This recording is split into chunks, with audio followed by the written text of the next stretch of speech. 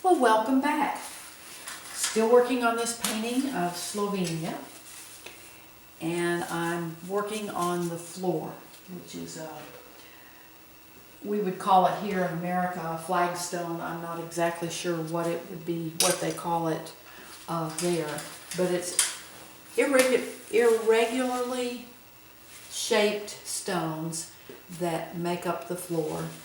And I first painted my floor in mixtures of, they're all pretty much combinations of my mud, which is 2 parts of ultramarine blue plus 1 part of alizarin crimson. Then I've added cadmium orange into that and white for my more browner tones. For the grayer tones are ultramarine blue plus a little bit of mud plus orange plus white. And these stones in this floor they're cooler colors and they're warmer colors. What I've done, if you'll notice, my paint up here is not smooth. I've put random brush strokes in there, but toward the back it gets cooler, toward the front it gets warmer. That helps to give the feeling that this floor back here is going back and this is coming forward. Just following that simple rule to help give depth in a painting, that cool colors, your blues go back, warm colors, the oranges, come forward. Now I'm going to be putting the grout lines in. And I use, let me find the brush I'm going to use. This is a bright brush. It's the square brush. I may use one that's a little bit smaller. I have several sizes. But I'm going to start putting my grout lines in. They're going to be cooler toward the back and warmer toward the front. And I want to give the impression that this floor is coming around, because the whole walkway, as you saw in the very beginning, I showed a picture of the whole lower part of the painting, and with my palette you could see all my color mixtures out there. The floor, the walk goes in sort of an S curve. So I want my stones, even though they're going to be random, I want to get the feeling of that S curve. So I begin by just putting in grout lines that follow that curve. Now the ones in the light are going to be lighter. Ones in the shadow are going to be darker. And the lines toward the back are going to be cooler, more blue. As they come forward, they'll be warmer. The mixture will have a little more orange. And again, these are some of my floor mixtures with just white added into them. I just randomly start putting some of these colors up here. But I just want to get the feeling that this is curving. That these stones give the perspective that this floor it's a curve. So that'll help lead your eye back into the painting. And we come around.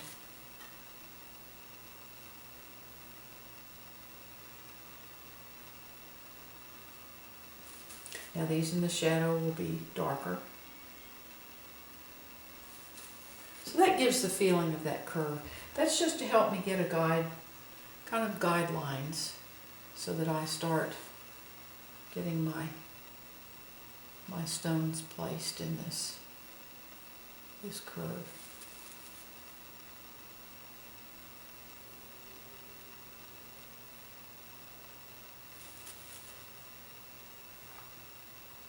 Now I'm going to start coming back in and just working some of the irregular shapes in. The lines are closer together in the back, and they're narrower. As we come forward, they get a little thicker. But you can just see, I lightly lay this color over my paint that's already there. And again, this whole surface is wet, so I just am painting wet into wet. But I kind of lay that color on, because see how my brush picked up that dark? You can see that there. So I have to keep wiping my brush, because I want my grout lines to be lighter.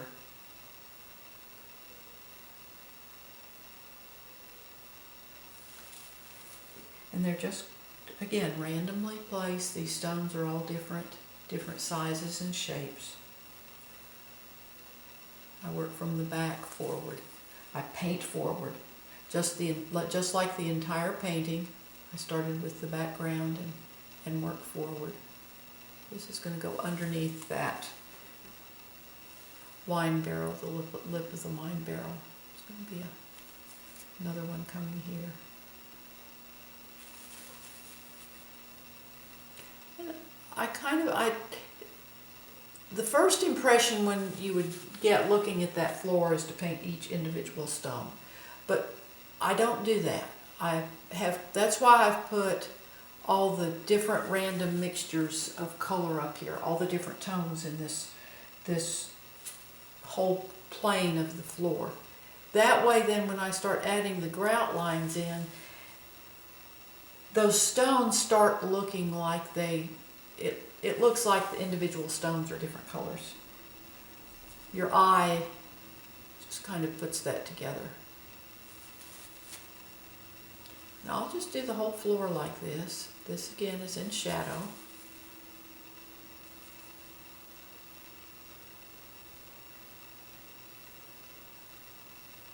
Now we're going to start coming out into the white.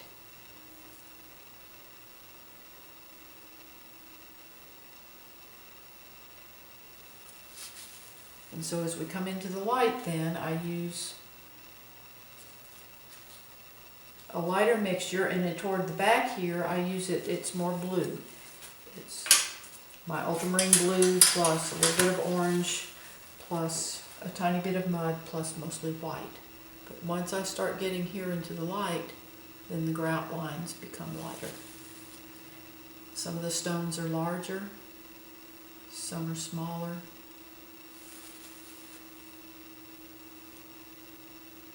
And you just get that random placement of the stones. See the light.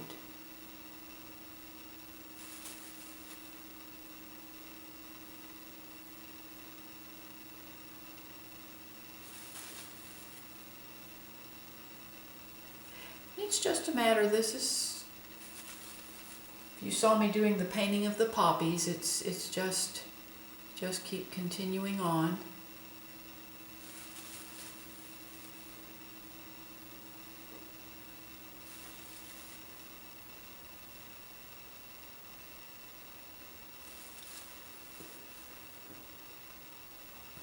And some of these are fairly small.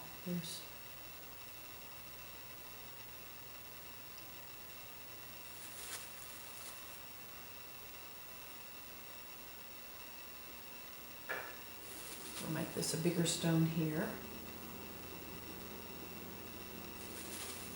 It comes up. Now I'm coming to some of my guidelines.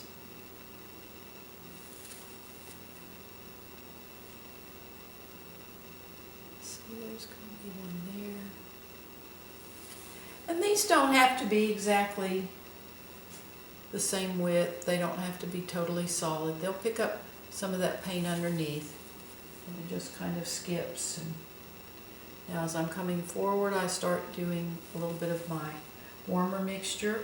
This mixture has more of the orange in it.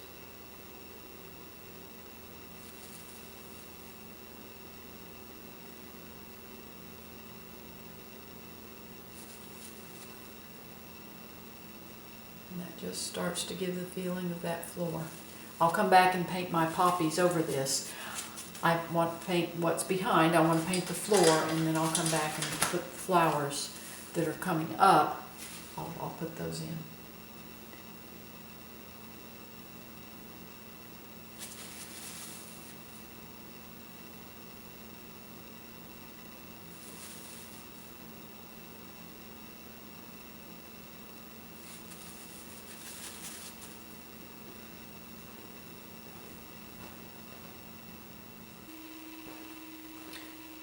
Okay, up until now I've been doing this is all with my cooler grout color, which again is my ultramarine blue plus a tiny bit of orange plus white. Now I'm going to start using my warmer mixture. And this is my same mixture. It has more orange and more white in it. And by using this in the front with the lighter grout lines, it'll start lifting the front of that floor up.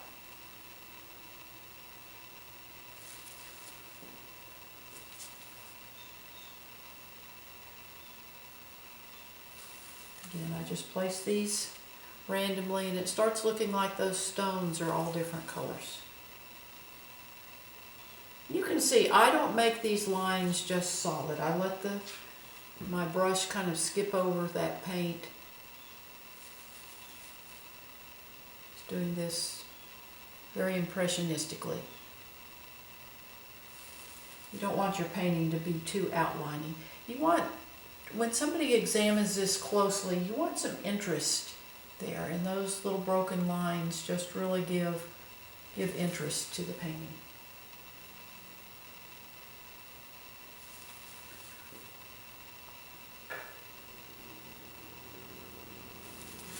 This took me a while. I first started doing these kind of floors when I would do paintings of the Greek islands, Santorini, Mykonos, or Mykonos, I guess is the proper way to say it.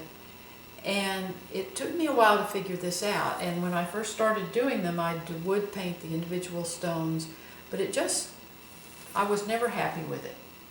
And then Jack suggested trying to do it like I did my Sawteel tile floors, where I just lay the color, do the color of the floor solid, and then on my Sawteel tile floors, I come back with a mixture of my mud plus liquid and just draw the perspective and tile lines in. He said, why don't you try doing the same thing with your floor in grease with the white grout? And when I did that, it just made all the difference in the world. It looks painterly rather than just almost cartoonish. But you can see how now that floor is lighter and coming forward, it brings it forward and helps lift up this surface.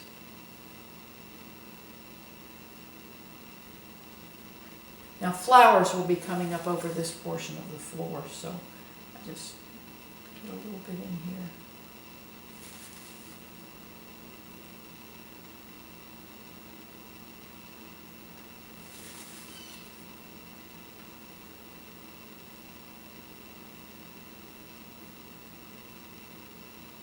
This is going to be in shadow here, so again I want to use my darker color here as we come, because those pots up here in the wall are casting a shadow down over this part of the floor.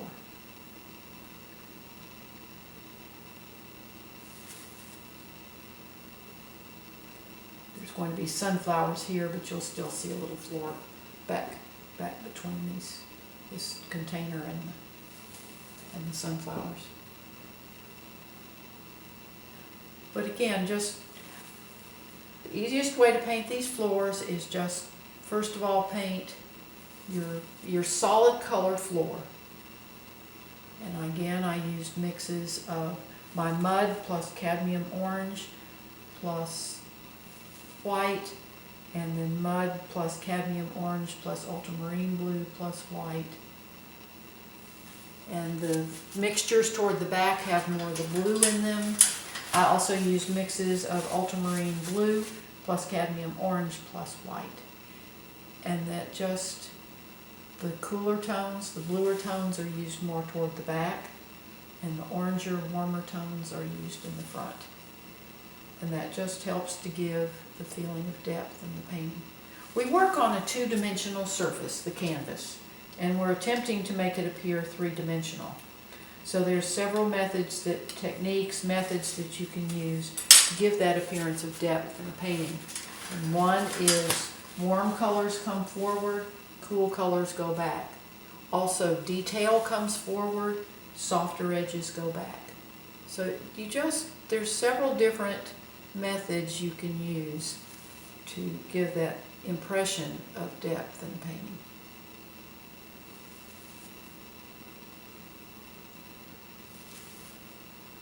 You can just see I'm just laying that paint on there, and it gets pretty textured. I gets pretty heavy.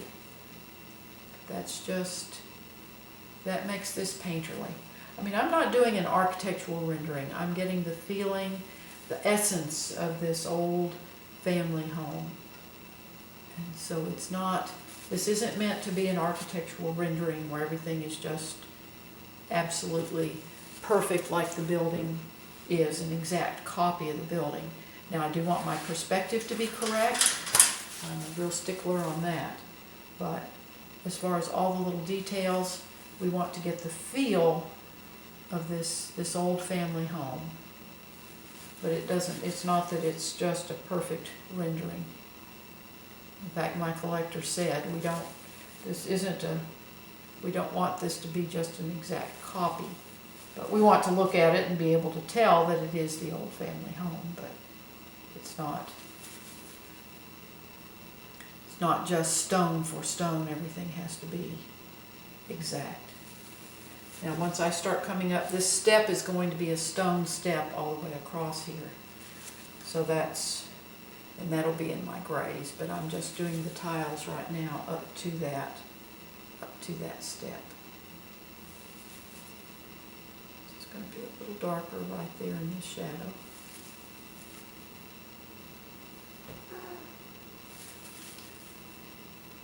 But you can see how I do this. It just takes time and patience. And now as we come up to these poppies, I'll come back and paint the leaves and foliage down over this, but this part of the grout will be in shadow.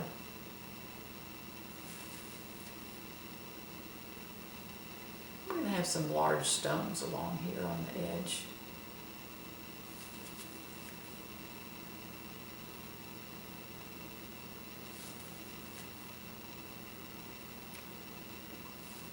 A little bit smaller one right here. And you can see my grout line picks up where the light comes through. The grout line is lighter. And we have one here going back.